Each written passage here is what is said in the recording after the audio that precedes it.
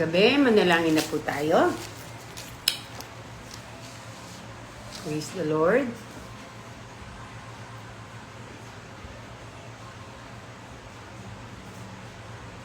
Sige po, manalangin po tayo. Hallelujah.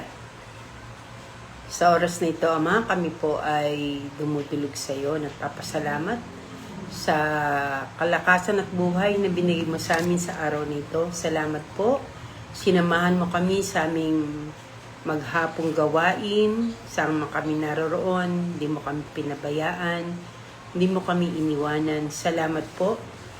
At sa gabing ito, muli kami pangunahan, patnubayan sa aming pag-aaral ng iyong mga salita. Nawa, dalahin ko po na ang bawat isa sa amin ay nakatunghay at nananabik sa iyong mga salita.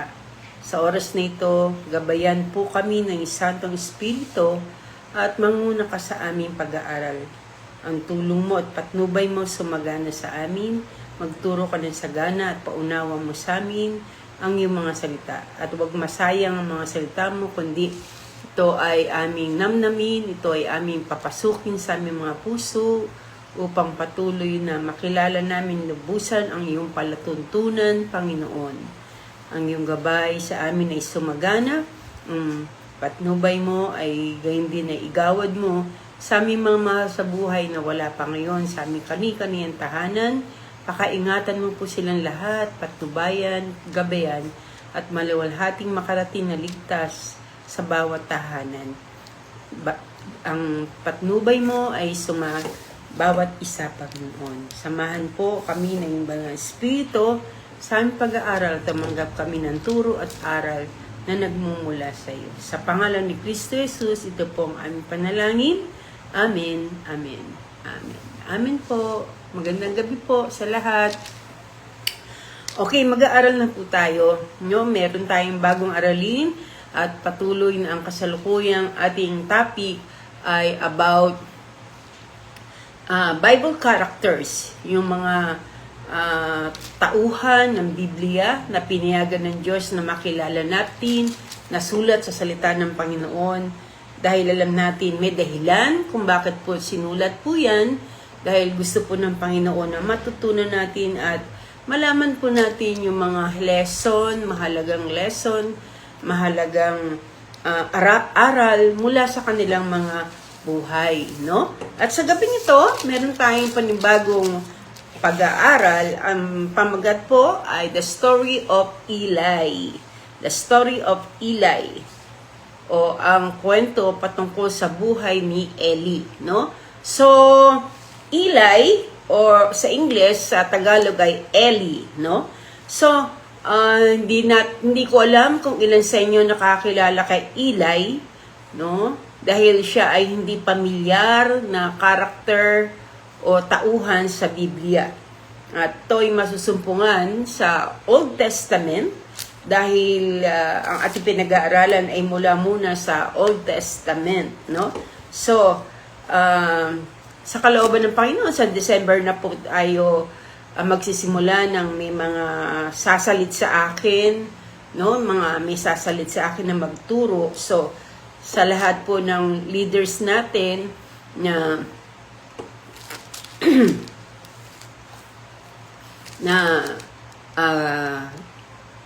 yung lalo na kasama sa teaching ministry, ay maghanda po kayo ng mga katuruan patungkol sa mga Bible characters sa Old Testament po muna, no? Sa lumang tipan. At ito po ay every Wednesday at Friday. So, ang Wednesday po ay ang mga mangunguna po dyan o magtuturo ay kami pong mga leaders na oldies, no? Medyo may edad na. Pero sa Friday, yun naman po ay pinangunahan ng mga young professional natin. Yung mga kabataan na may mga profesyon, bagamat may profesyon sila, o sila ay may mga work, ay may mga bahagi sila o may time pa rin sila na makagawa ng mensahe, no? So, salamat sa Diyos dahil may mga kapatid na hinihipon ng Panginoon para magpagano sa kanya, no? Kaya sa gabing ito, ang ating pag-aaralan is about the story of Eli, o ang kwento sa buhay ni Eli, no? Makikita natin ang mga ang ating mga kasaysayan sa buhay ni Eli sa 1 Samuel chapter 1, chapter 2, chapter 3, and chapter 4. So mahaba, no? Diyan sa mga chapter na yan, nabanggit ang pangalan Eli, no? So, basahin na lang ninyo sa inyong mga bahay, mamaya bago kayo mautulog, ikli lang naman to from chapter 1 hanggang chapter 4 para maging fresh pa po sa inyo yung buhay niya na ating pag-aaralan sa gabi ito. So, hindi lahat ng to ay babasahin natin, kundi selected verses, no, yung mahalaga ang ating pag-uusapan. So, sino po ba si Eli o si Eli sa Tagalog, no? So, kung makikita po natin, siya po ay isang priest, saserdote po siya, no? Siya po ay, pag saserdote ka, ikaw ay nangangasiwa ng templo o dakong banal o the holy place o holy of holy place sa templo, no? Yung pag-aalay, paghahandog, sila po ang nangangasiwa doon. So si Eli po ay religious and godly person.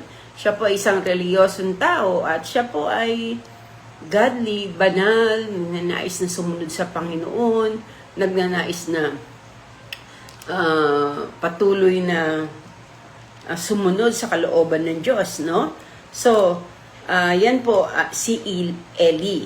So, mamaya mababanggit po natin ang pangalan niya, pero sumulat po natin ng kasaysayan sa 1 Samuel chapter 1. Makikita po natin sa chapter 1, i-summarize ko na lang po ang bawat chapter para maintindihan po natin yung ating istorya, para mapabilis din po tayo, no? So, may lalaki daw po diyan sa chapter 1, ang pangalan ay Elkanah. Si Elkanah po ay mula sa isang bayan ng Ephraim, no? Kabrulo ng Ephraim. Ang pangalan niya ay Elkanah, doon siya nakatira. Siya ay anak ni Jeroham at apo ni Elihu, no? Sambahayan ni Tohu. At meron siyang dalawang asawa na ang pangalan ng isa ay Penina at ang isa ay si Ana. So si Ana at Penina ay kapwa asawa ni Elkanah dahil noong unang panahon ay yung ibig sabihin hindi pa pinagbabawal yung magkaroon ng ilang asawa, no? Dahil kultura po nila yun, no? Dahil wala pa ngang mga tao noon, kakaunti pa lang, kaya nga po nakakapag-asawa pa sila ng dalawa o ilan, no? Kaya po meron siya dalawang asawa na ang pangalan ay Ana at si Penina. Taon-taon pumupunta si Elkanah sa Shiloh upang sumamba kay Yahweh, upang sumamba at maghandog sa Diyos, no? Diyos na makapangyarihan sa lahat, yung Diyos na buhay, Diyos ng Biblia, Diyos na makapangyarihan at dakila sa lahat, no? Siya po ay naglilingkod doon bilang pari ng ating Panginoon. At may anak si Eli na ang pangalan ay Hophni at si Pinehas, no? At tuwing naghahandog si Elkanah ng mga handog doon, binibigyan niya tig-isang bahagi si Penina at ang mga anak nito. Ngunit, sabi dito, natatanging bahagi yung binibigay niya kay Ana sapagkat lubhang mahal niya si Ana. Datapwat si Ana ay walang anak. So, wala siyang anak, pero si Penina ay merong dalawa ng anak. Kaya ang nangyayari, nilalait nitong si Penina, si Ana, dahil siya ay hindi magkaanak, no? Kaya kinukutya ni Penina si Ana, at kaya ang nangyayari, si Ana ay lagi nalang umiiyak. Labis niyang dinaramdam ang bagay na ito at nangyayari, lagi siyang naiiyak, no? Hindi siya makakain, sabi po sa verse 7. Kaya ang ginawa niya, ay, at ang ginawa ni Elkanah ay parang inaayo-ayo siya. Tinatanong siya, ba't siya umiiyak? At bakit siya nalulungkot? Hindi pa ba siya sapat? No? Hingit na mas mabuti raw siya kaysa sa isa anak, no? Sa 10 anak. Yan ang sabi ni Elkanah. At dahil sa bagay na ito, si Ana ay naakay na manalangin sa Diyos, no? Siya'y pumaroon sa templo. Nang siya'y pumaroon sa templo, pumunta siya upang manalangin sa bahay ni Yahweh. Nang siya'y nananalangin, nagkataon naman, nandun si Eli. Ito na si Eli. O, no? So, si Eli ay naroon at pinagmamasdan niya itong si Ana habang nananalangin, no? Buong pait na lumuluha si Ana sa kanyang pananalangin. Taimtim siyang nananalangin o nakikipag-usap sa Diyos, no? Ganito ang kanyang panalangin, sabi po sa verse 11, sabi niya, Yahweh, Diyos na makapangyarihan sa lahat, kung pakinggan ninyo ang inyong abang lingkod at inyong kahabagan, kung hindi ninyo ako pababayaan. Sa halip ay pagkalooban ng isang anak na lalaki. So, ang inihiling niya, very specific, ano? Ang hiling niya ay isang anak na lalaki. Ang sabi niya, kung pagkakalooban mo ako ng isang anak na lalaki, ihahandog ko siya sa iyo, sa inyo. At habang buhay pa siya ay nakalaan sa inyo, hindi ko ipapuputol ang kanyang buhok. So, yung magiging anak niya ay parang pinanata niya sa Panginoon. Na pag lumaki, ihahandog niya sa Diyos at pag lumaki, hindi niya papaputol ang buhok. So, ito isang panata ng isang Nazareno. Kaya yung mga Nazarite ay hindi nagpapaputol ng buhok kagaya ng ating Panginoon Jesucristo, kagaya ni Samson, no? So, ang tawag doon Nazarite, no? So, habang nananalangin si Ana, pinagmamasdan siya ni Eli dahil magalaw ang kanyang labi, ngunit hindi siya nakakarinig ng anumang salita o tinig. Kaya inakala ni Eli na pari ay lasing itong si Ana. Kaya siya'y lumapit kay Ana, sabi niya, tama na yung paglalasing mo, tigilan mo ng pag-inom ng alak at magpakatino ka. Verse 14. So, talagang nakakapanlin lang yung mga bagay na nakikita ng ating mga mata. Tinuturo dito na hindi tayo dapat judgmental. Hindi naman niya alam na hindi naman lasing si Ana, kundi siya ay nananalangin. Kaya sabi ni Ana, hindi po ako lasing, no? Hindi po ako tumitikim ng alak. Ang damdamin ko po'y naghihirap at dinudulog ko kay Yahweh ang aking kalagayan. Huwag niyo pong isipin na ako isang masamang babae. Sabi niya, ipinahayag ko lang matinding paghihirap ng aking damdamin. So, makikita natin kahabag-habag ang kanyang kalagayan kasi talagang napakahirap din noon, nape-pressure siya.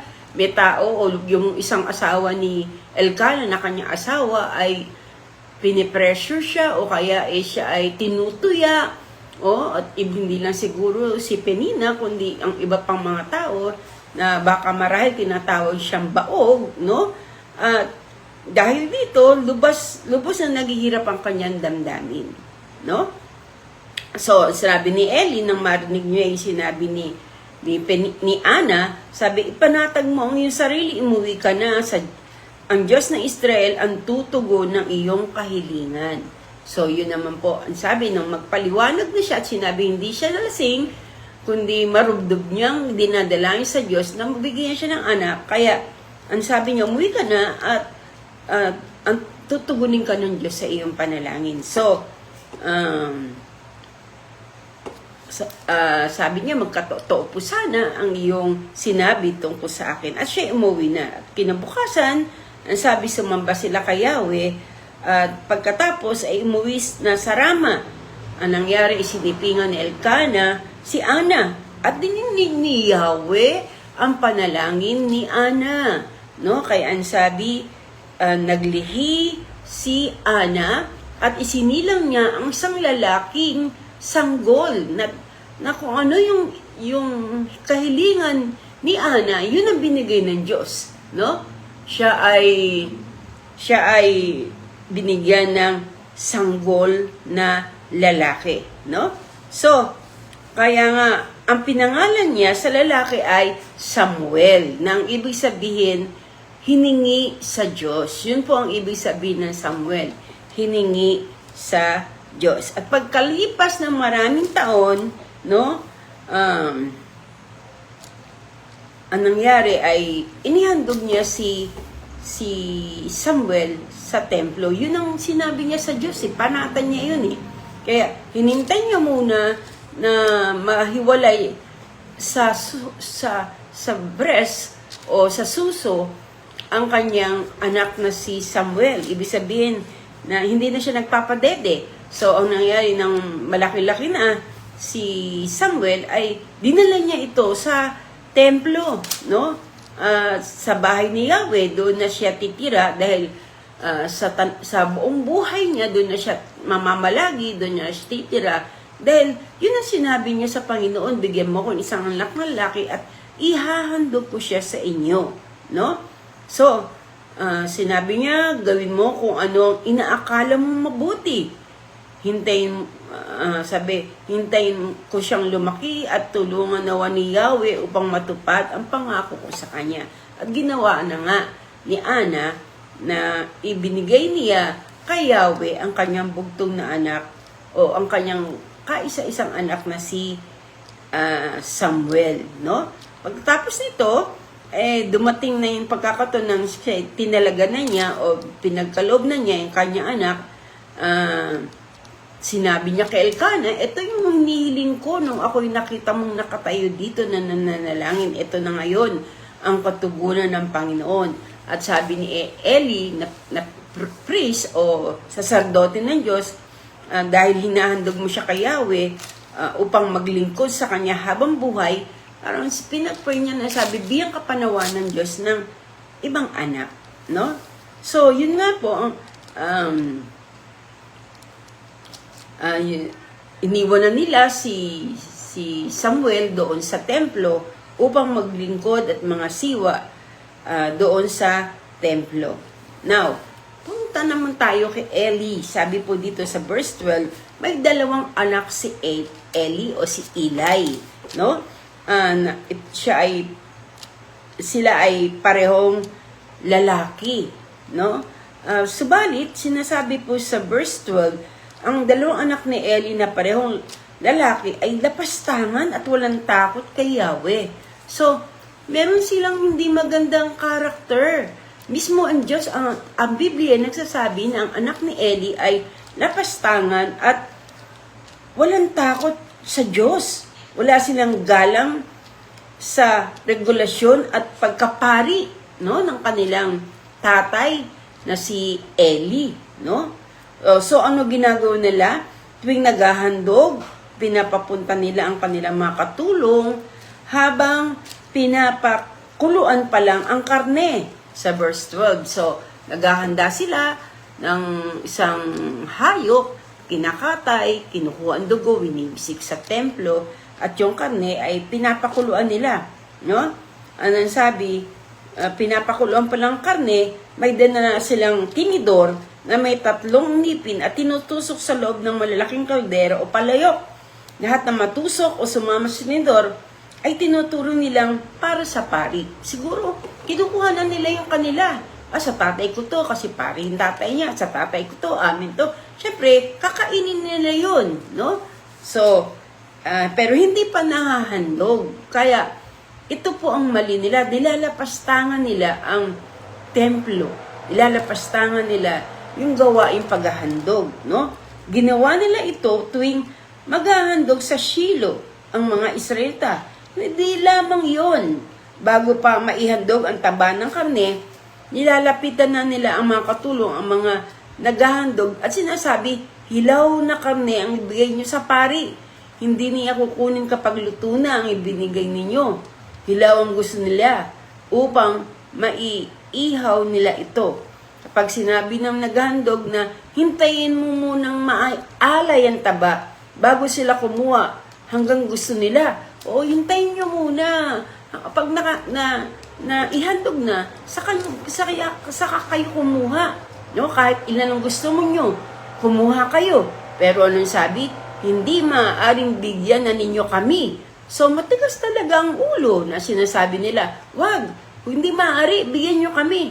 Kung hindi, aagawin namin yan sa inyo. Tinan nyo ang attitude, no? So, sabi, kung hindi nyo kami bibigyan, aagawan namin yan. Sa piltan, aagawin namin sa inyo yung karne, no? So, sa verse 17, sabi dyan, sa unang Samuel 2, talatang 17, malaking pagkakasalang ginagawa nilang ito, sapagkat ito'y paglalapastangan sa handog para kay Yahweh. No? Dahil noon sila ay naghahandog sila para sa kanilang mga kasalanan. Yun ang paraan nung unang panahon para mapatawad sila ng Diyos sa kanilang mga kasalanan. Pero itong paghahandog na ginawa ay kanilang nilalapastangan. Kaya ito ay seryosong kasalanan para sa Diyos, no? So, ngunit, dumako naman tayo kay Samuel. Sabi si Samuel na anak ni Elkanah at ni Ana ay nagpatuloy sa paglilingkod dahil doon na siya nakatira sa templo. Sumama na siya kasama ni Eli, no? Si Samuel ang nangyari ay nagkikita lang sila ng kaniyang mga magulang kapag ang kaniyang mga magulang ay naghahandog ng offering o naghahandog sa Shiloh, no? So, pag nakikita nila si Elkanah, nakikita niyang kanyang mga magulang na si Elkanah at si Ana, no? Binabasbasan sila ni Eli. At nung oras na iyon, nung makita nila, binabasbasan siya ni Eli at pinapanalangin siya na siya ay bigyan ng anak. Matapos na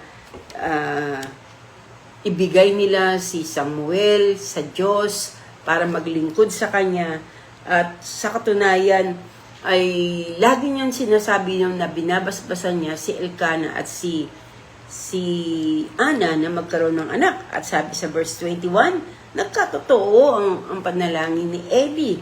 No, ng taong yon, ng anak pa, ng mga susunod pa ng mga taon, ng anak pa si Ana, at ang naging anak niya ay 3 lalaki at 2 babae. Samantalang si Samuel naman ay naroon sa templo at naglilingkod kay Yahweh. Ngayon, ang mga anak naman ni Eli, nang matanda na si Eli, umabot sa kanyang kaalaman ang mga kasamaang ginawa ng kanyang mga anak, no? Sa mga Israelita. Alam na rin niya ng pagsiping ng mga anak niya sa mga babae naglilingkod sa pintuan ng toldang titpanan. Kaya pinangaralan niya ang kanyang mga anak. Tingnan nyo. No? So, alam niya yung nangyari, pero ang ginawa niya, pinangaralan niya yung kanyang mga anak. Sabi sa verse 23, mga anak, nabalitaan kong kasamang ginagawa ninyo sa mga tao. Bakit niyo ginagawa yun? Tigilan nga ninyo iyan. Napakapangit ng usapang kumakalat tungkol sa inyo. Kung ang isang tao'y nagkasala sa kanyang kapwa, maaring mamagitan sa kanila sa Yahweh. Pero kung kay Yahweh kayo nagkasala, sinong mga magitan sa inyo? No, yun ang sabi ni Eli. So, pinangaralan niya at ang kanyang mga anak. Ngunit, ito ang sagot. Ang sabi, no? Ngunit, hindi siya pinakinggan ng kanyang mga anak sapagkat nais na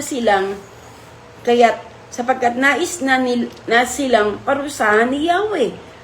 Tingnan nyo, halos hindi na nila pinakinggan ang kanilang nanay o ang kanyang tatay, no? Si Eli, ang kanilang tatay, ang kanilang ama, hindi nila pinakinggan. What? Anong dahilan? Bakit nahatid sa ganun na itong mga anak ni Eli hindi na siya pinakinggan? Siguro nasanay na, no?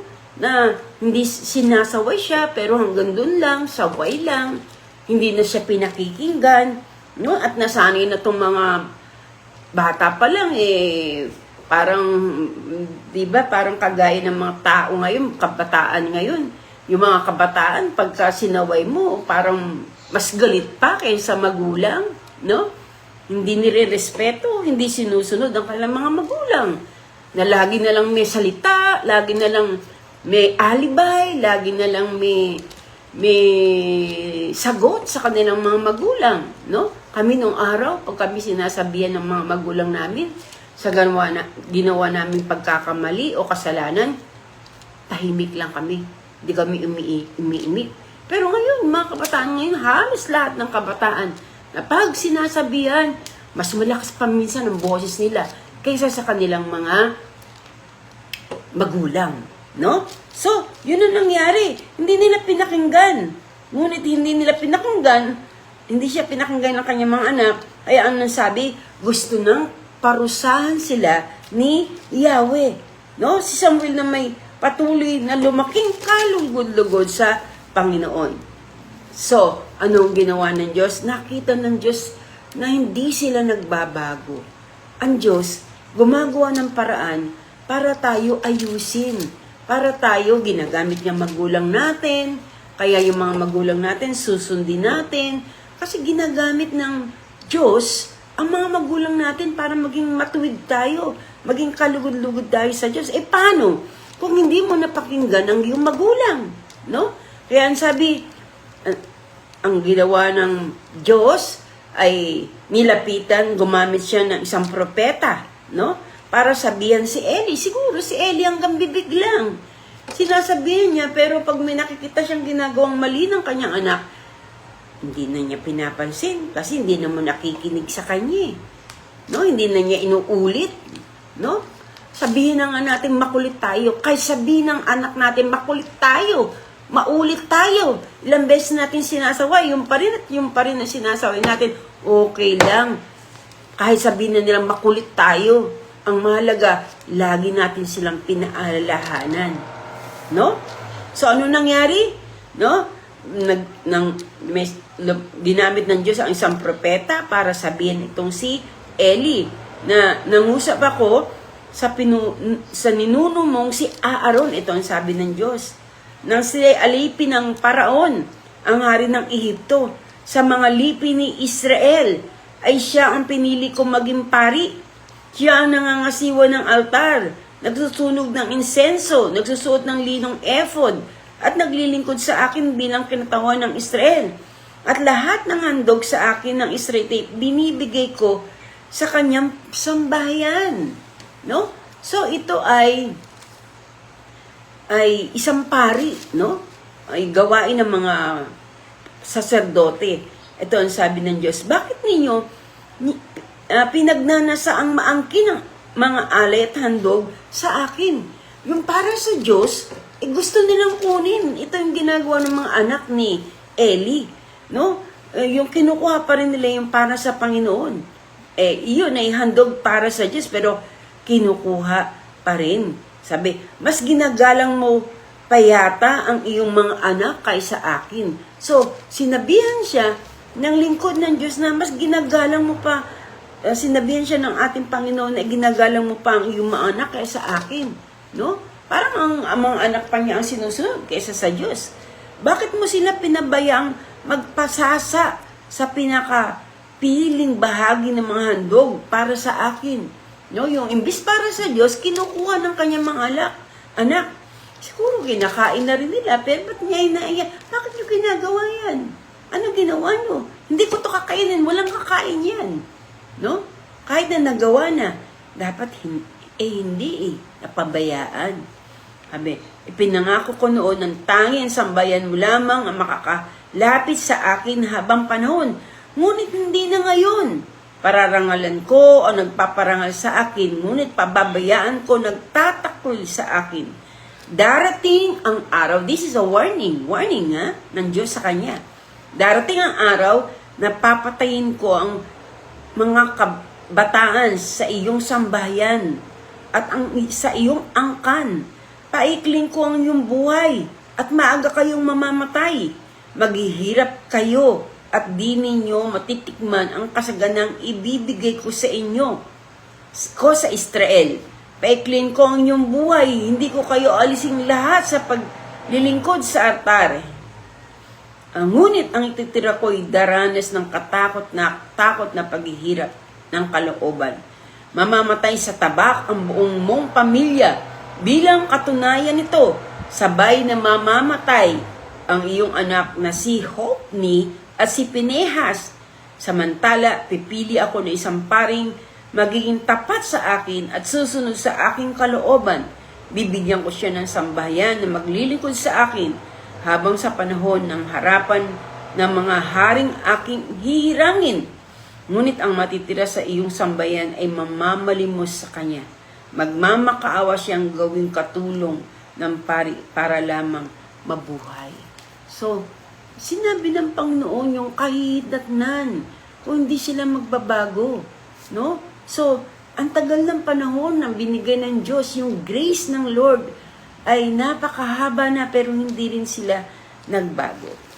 At narito, yung pagtawag kay Samuel. Si Samuel sa chapter 3 ay narinig niya ang tinig ng Diyos. Nang panahon yun, bihira nang magpahayag ang Diyos sa mga tao.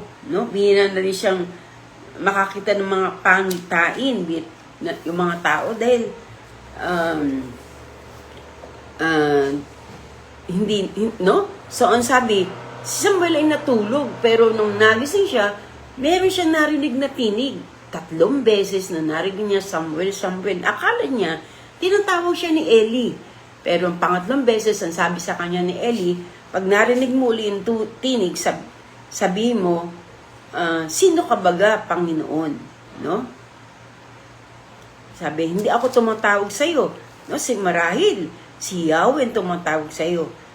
So, sa pagkatong to, naanawaan nga ni Eli na si Yahweh ang tumatawag sa bata. Kaya sinabi niya, no, pag narinig niyan, sabi mo sa kanya, magsalita po kayo, Yahweh. Makikinig ako ng iyong lingkod. At ngayon nga, pangatlong beses, ganun ang sinabi ni Samuel at nagsalita sa kanya ang Panginoon. Ito yung sinabi ng Lord sa kanya sa verse 11. Sabi, sinabi ni Yahweh, hindi magtatagal at may gagawin akong kakilakilabot sa bagay na Israel. Lahat ng makakabalita nito'y mabibigla. Pagdating ng araw na yon, gagawin ko ang lahat ng sinabi ko laban sa sambahayan ni Eli, mula sa umpisa hanggang sa katapusan.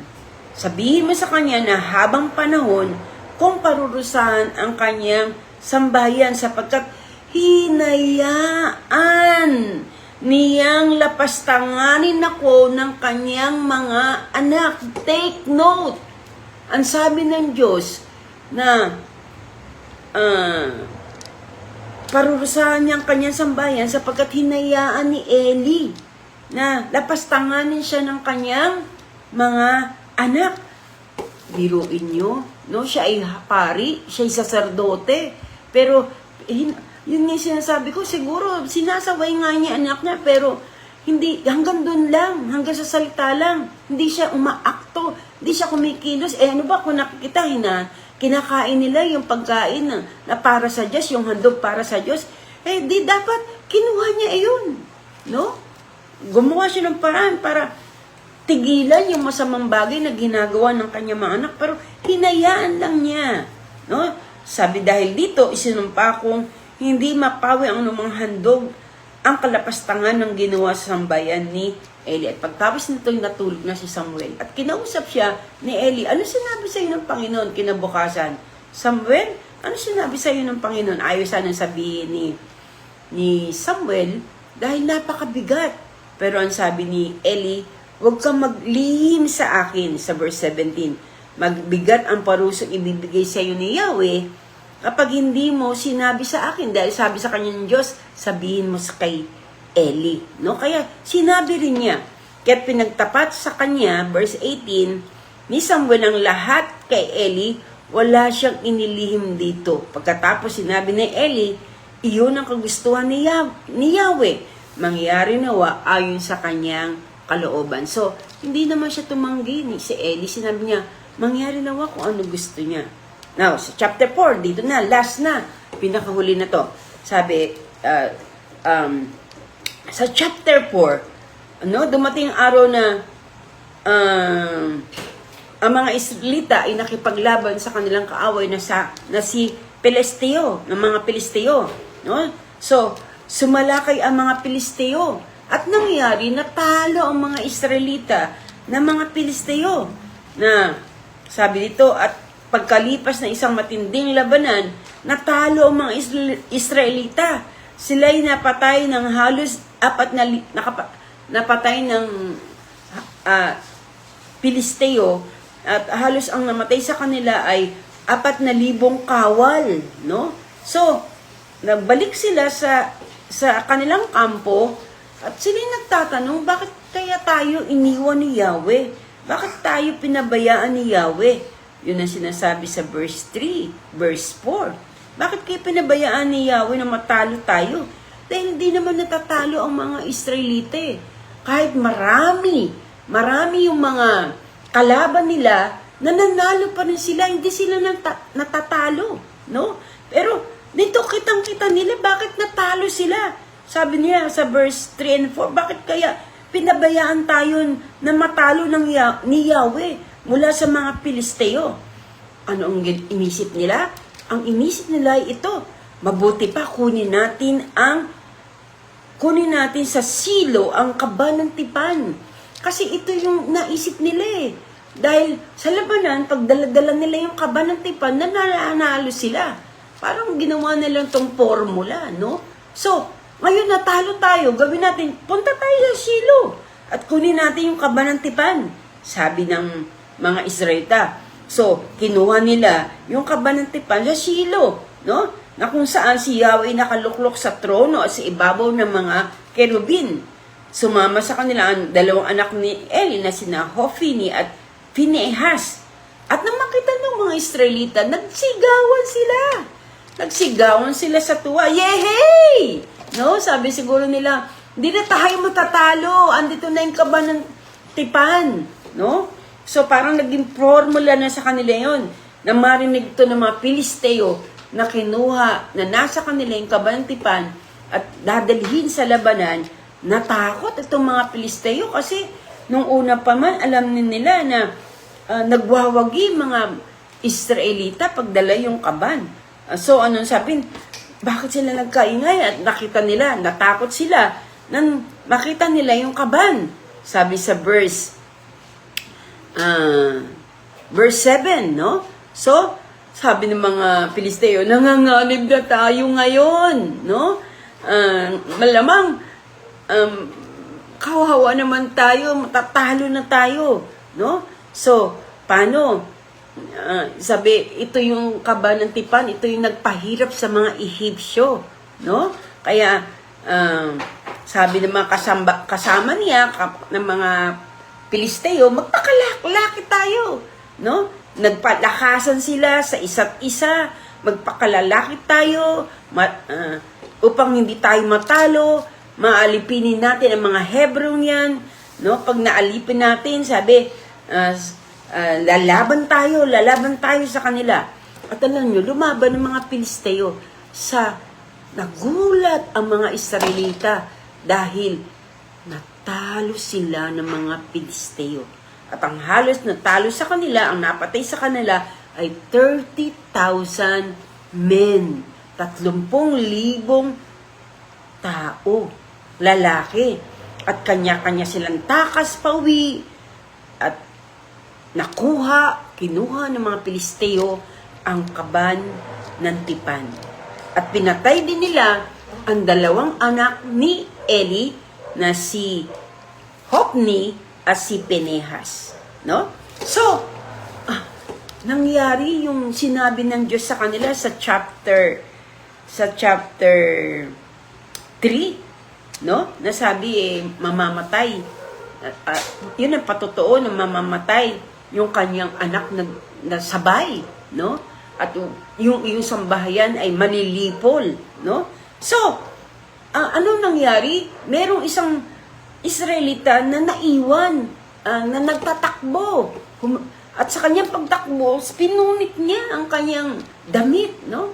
Na-share ko yan sa inyo last Sunday, na bakit pinupunit ng mga Israelita ang kanilang damit. 2 bagay. Una, pag sila ay galit, At pangalawa, pag sila ay nagdadalamhati, no?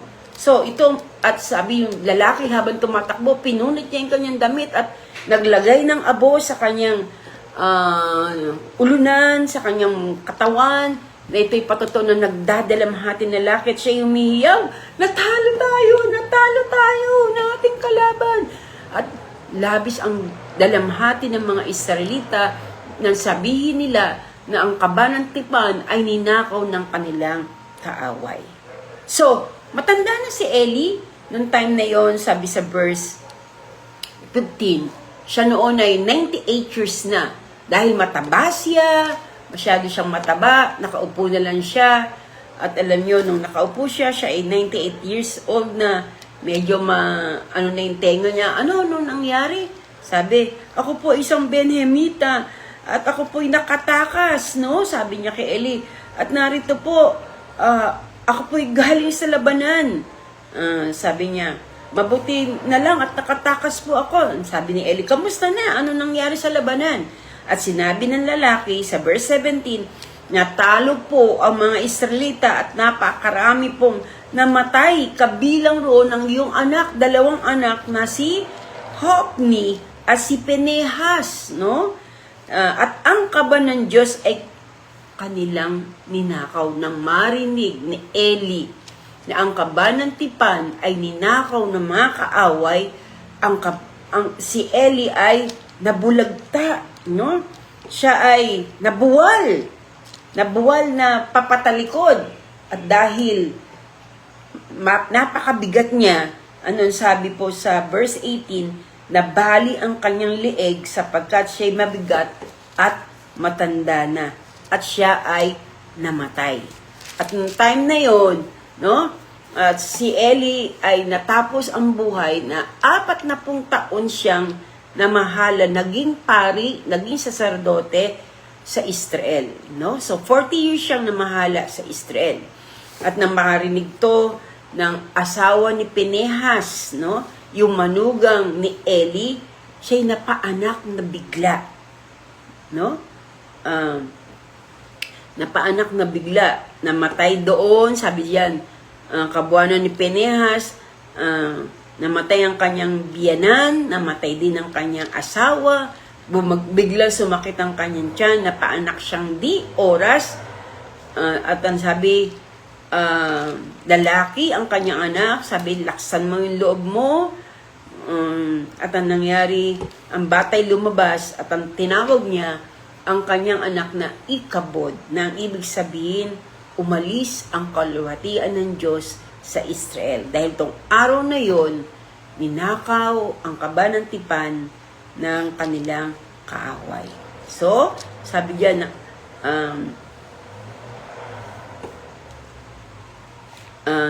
ang kaluwatian ng Diyos ay wala na sa Israel sapagkat ang kaban ng Diyos ay nakuha ng mga Filisteo. So, nakita po natin parang hindi naging maganda ang huling buhay ni Eli, no? Ano po ang lesson na tinuturo sa kasaysayan ni saserdote Eli, no? Ano po ang lesson? Una, tandaan po natin sa mga kabataan, listen to your parents. Makinig kayo sa inyong mga magulang. Ang mga magulang ay binigay ng Diyos para pahamalaan ang mga kabataan, ang mga anak nila. So kung meron silang sinasabi na tinutuwid ang mga anak, makinig tayo sa kanila. Ang Diyos ang naghalal sa kanila para maging guide ninyo, para maiiwas kayo sa masama, para hindi kayo mapahamak. Ito nangyari, lumaki matigas ang ulo, hindi respectful ang 2 anak ni Eli dahil, oo, sinasabihan sila ni Eli pero hanggang dun lang. No, wala siyang ginagawang parusa, hindi siya gumagawa ng paraan para maituwid, no? So, nasanay na sila, kaya tumigas ang ulo nila at hindi sila nagrespeto sa kanilang tatay, maging hindi nila respeto yung pag-offer ng mga handog sa templo, pati yun ay pinakikialaman nila dahil hindi sila marunong sumunod sa kanilang magulang. Ang kanilang tatay ay pari o saserdote, pero hindi nila sinusunod. No? Pero tayo, mga kabataan na nakikinig ngayon sa ating live stream, sumunod po kayo sa inyong mga magulang. Sinasabi po yung salita ng Diyos, obey your parents, respect them. Sa Ephesians 5, Ephesians 6, o sa iba't ibang bahagi ng salita ng Panginoon, na tinuturuan tayong sumunod sa ating magulang. Walang anak na lalaking mapapariwara kung marunong silang sumunod sa magulang, dahil walang magulang na nagnanais na gumawa ng masama sa kanyang mga anak. No? Obey your parents. Pangalawa, wag natin tayo magkaroon ng negligence o tolerance of sin. No? Kung nakikita natin masama ng ginagawa ng anak natin, hindi lang salita, no? Pwede tayong mamalo ng paminsan-minsan, pero alam dapat nila kung bakit sila pinapalo. Alam nila, dapat may rules tayo sa bahay para hindi na maulit yung mga bagay na hindi tama. May rules tayo sa bahay. Ganito, lahad natin sa kanila. O, ganito, pag hindi sila sumunod, may ground sila. Ganito, no? So, pakita natin na tayo nilagay ng Diyos para maging guide sa kanila. Nagpabaya si Eli. No? Kaya, yung galit din ng Diyos ay wala siyang magawa. Kaya nung sinabi ni Samuel sa kanya, yung sinabi sa kanya ng Diyos, sabi niya, mangyari na ang kalooban ng Diyos. Guilty siya eh. Alam niya, nagkulang din siya. No? Pangatlo, anong sabi ng Panginoon sa kanya? Pinayagan ni Eli na lapastanganin ng Diyos, lapastanganin ng kanyang mga anak ang Diyos, no? So, yun ay pag hindi tayo kumikibo, alam natin mali, alam natin kasalanan, pero hindi tayo kumikibo, no? O, anong pagpayag yun na lapastanganin ang Diyos. At ito ang ikisinama ng loob ng Panginoon. Ang sabi ng Panginoon kay Samuel, dahil pinayagan niya na lapastanganin ako ng kanyang mga anak, mga magulang, o kahit hindi magulang, anyone, bawat isa sa atin, huwag tayong pumayag ng sino man ay lapastanganin nila ang pangalan ng ating Panginoon. Kaya natuwa ang Diyos kay David kasi si David, pinatahimik niya si Goliath dahil nilalapastanganan ni Goliath ang Diyos ng Israel. No? Kaya gusto ng Panginoon yung mga taong pinagtatanggol siya, no? Mula sa mga taong naglalapastangan sa Kanya. Pang-apat, tayo mga parents, maging responsible tayo. Gawain po natin to para sawayin, para yung mga anak natin ay hindi nila lapastanganin ang Panginoon. No? Lahat po tayo, mga mapamagulang o mapaanak, makita ng tao yung difference natin, yung kaibahan natin sa kanila. Na tayo marunong rumespeto, gumalang, sumunod sa mga palatuntunan ng Panginoon sa kalooban ng Diyos. No? So, napakalaking lesson ang iniwan ng buhay ni Eli. Kaya, gawin po natin, tandaan po natin yung mga bagay na ating natutunan sa gabing ito. No? So, bago kayo matulog, pwede po ba na pakibasa nyo po ang chapter 1, chapter 2, chapter 3, chapter 4 ng 1 Samuel. Unang Samuel, chapter 1, 2, and 3, and 4. Para higit na maunawaan po ninyo. Napakaganda, no? Ng kasaysayan patungkol sa buhay ni Eli. Manalangin po tayo. Panginoon, maraming salamat sa iyong mga salita. Maraming salamat sa iyong mga tinuro sa amin. Lord, sa oras na ito, tulungan mo ang bawat magulang ay tumayo at maging responsible para sa kanilang anak. Na huwag namin pabayaan yung aming mga anak na lumaking matigas ang ulo, lumaki na nilalapastangan ang pangalan mo. We must honor God. Kinakailangan na ikaw ay aming i-honor. At turuan din namin mga anak namin na ikaw ay i-honor, ikaw ay sambahin, ikaw ay paglingkuran. Panginoon, sa oras nito, nilalapit po namin sa iyo lahat ng mga anak na nakikinig o maging makikinig pa at maging yung hindi nakikinig, Panginoon, dalayan po namin, baguhin mo po sila. Tulungan mo po na makilala kanila. Tulungan mo po na maglingkod sila sa iyo. Tulungan po ang bawat anak, Panginoon, ay mahalin si Jesucristo. Mahalin si Jesus gaya ng pagmamahal na ninais mong makita sa bawat isa. Lord, pagpalain mo ang buhay ng bawat isang nakinig at makikinig pa sa pangalan ng aming Panginoon Jesus. Pagpalain mo ang aming buong sambahayan. Patuloy na i-bless mo ang aming family. Pagpalain mo ang aming mga anak, ang aming mga kanya-kanyang magulang, ang aming buong pamilya at sambahayan. Ikaw ang mataas at maluwalhati sa aming mga pamilya, Panginoon. Again din, we are praying sa mga prayer requests. Pagpalain mo lahat ng prayer requests, samahan mo po at tugunin ang mga kahilingan ng aming mga kapatid. Lord, alam mo po ang mga kahilingan nila, mga makakilala ang kanilang mga mahal sa buhay, ang kanilang mga anak, ang kanilang mga magulang, ang kanilang mga kapatid. Lord, pagpalain mo at dalayan po namin, tugunin mo ang kanilang kahilingan upang makakilala sa iyo ang buong sambahayan ng aming mga kapatiran.